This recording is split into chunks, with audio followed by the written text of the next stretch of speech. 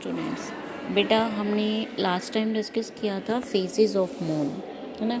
कि जो मून के डिफरेंट डिफरेंट फेजेस होते हैं, कि जो हमें मून की जो शेप्स दिखाई देती हैं, मून की शेप तो वैसी ही रहती है, बट जो क्योंकि वो मूव करता रहता है, उसकी वजह से जो उसके ये डिफरेंट डिफरेंट, जैसे क्रिसेंट है, हाफ मून है, गिब्बॉस है या फुल मून है, तो जो ये शेप दिखाई देती हैं इनको कहते हैं हम फेजेस ऑफ मून। ये हम डिस्कस कर चुके थे।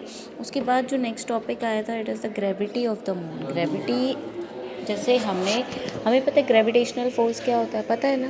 Gravitational force that attract the force by which earth attract everything towards itself, यानी कि वो फोर्स जिससे अर्थ हर चीज़ को अपनी तरफ अट्रैक्ट करती है, उस फोर्स को हम कहते हैं ग्रेविटेशनल फोर्स या फिर ग्रेविटी।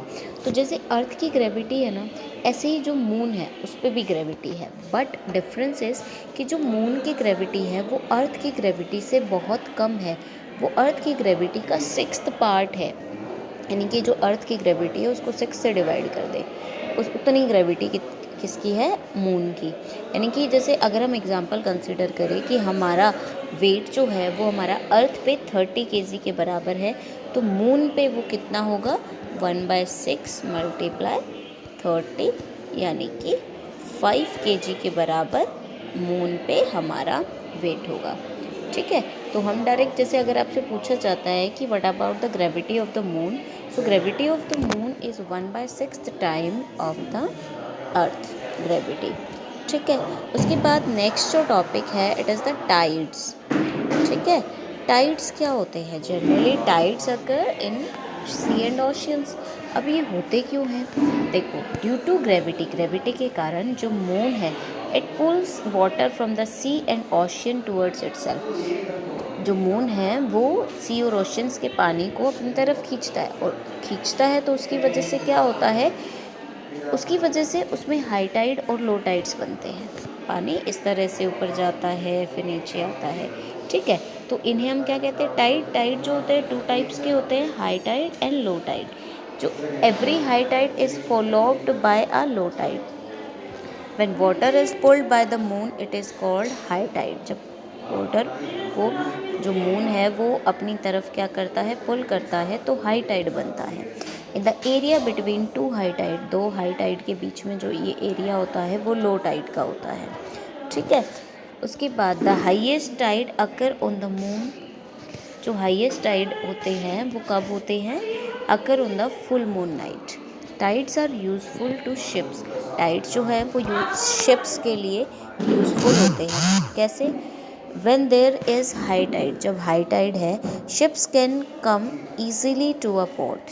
शिप्स जो है वो क्या होगा, जब हाई टाइड्स होगी, टाइड फॉर्मेशन होगी, वाटर मूव करेंगे, तो ईजिली पोर्ट तक शिप जो है वो जा सकती है। The knowledge of a tide is also important to the fisherman. Fisherman के लिए भी ईजी होती है, क्योंकि जब वो फ़िश कैच करने जाते हैं तो लो टाइड में ना वो अपने वापस से अपने जो भी उनका समुद्र किनारा होता है, तट होता है, वहाँ पर वापस तक नहीं पहुँच पाते। लेकिन जब हाई टाइड होते हैं तो वो इजीली उसके साथ मूव करके किनारे तक पहुँच जाते हैं। तो फिशरमैन के लिए भी ये अच्छी होती है। ठीक है, यूज़फुल होती है। उसके बाद जो नेक्स्ट आता है इक्लिप्स।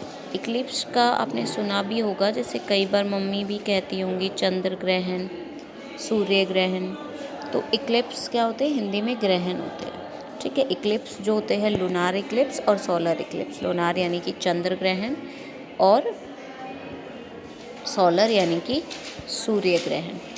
ठीक है, सो अब देखो इक्लिप्स कैसे होते हैं। Eclipse occur due to the revolution of earth and moon. देखो हमें पता है, क्योंकि हमारी जो अर्थ है वो सन के चारों तरफ रिवॉल्व करती है। आज यहाँ है, फिर यहाँ, फिर यहाँ, इस तरह से। ठीक है, और जो हमारी अर्थ है, अर्थ के चारों तरफ कौन करता है, मून रिवॉल्व करता है। ठीक है, तो अर्थ जो है, अर्थ सन के तरफ चारों तरफ रिवॉल्व करती है, और अर्थ के कौन करता है, मून। तो अर्थ और मून दोनों रिवॉल्व करते रहते हैं। The position of moon and earth keep on changing due to the following revolving movements. कि इसी वजह से, क्योंकि वो रिवॉल्व करते तो उनकी पोजीशन चेंज होती रहती है। इक्लिप्स कब होते, इक्लिप्स जब होते हैं जब सन, 3 चीज़ें हमारे पास, सन, अर्थ और मून, तीनों स्ट्रेट लाइन में हो जाए, स्ट्रेट लाइन समझते हो ना, इस तरह की पोजीशन हो जाए, तीनों स्ट्रेट लाइन में हो जाए, तो क्या होता है, इक्लिप्स होते हैं। ठीक है, they are the most spectacular shadow cast by the earth and the moon by blocking the sunlight falling on the अर्थ।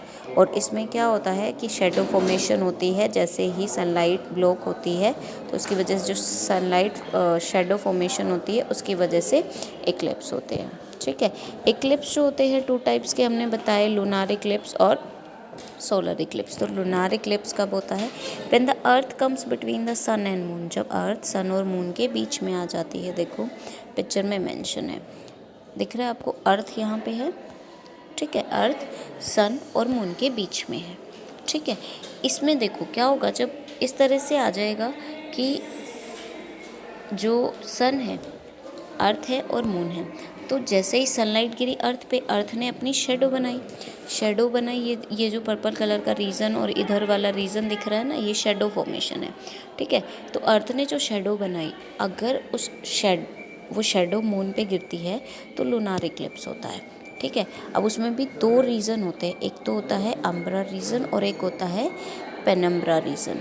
ठीक है, ये तो क्या होता है, जहाँ पे बिल्कुल डार्क शेडो होती है, और ये वाला जो पेनम्ब्रा रीजन होता है, ये होता है जो जैसे बिल्कुल काला भी नहीं होता और बिल्कुल वाइट भी नहीं होता, हल्की हल्की सी शेडो आती है यहाँ पे, वो रीज़न होता है। ठीक है, अब लूनार इक्लिप्स भी 2 टाइप के होते हैं, या तो टोटल लूनार इक्लिप्स होता है या पार्शियल होता है।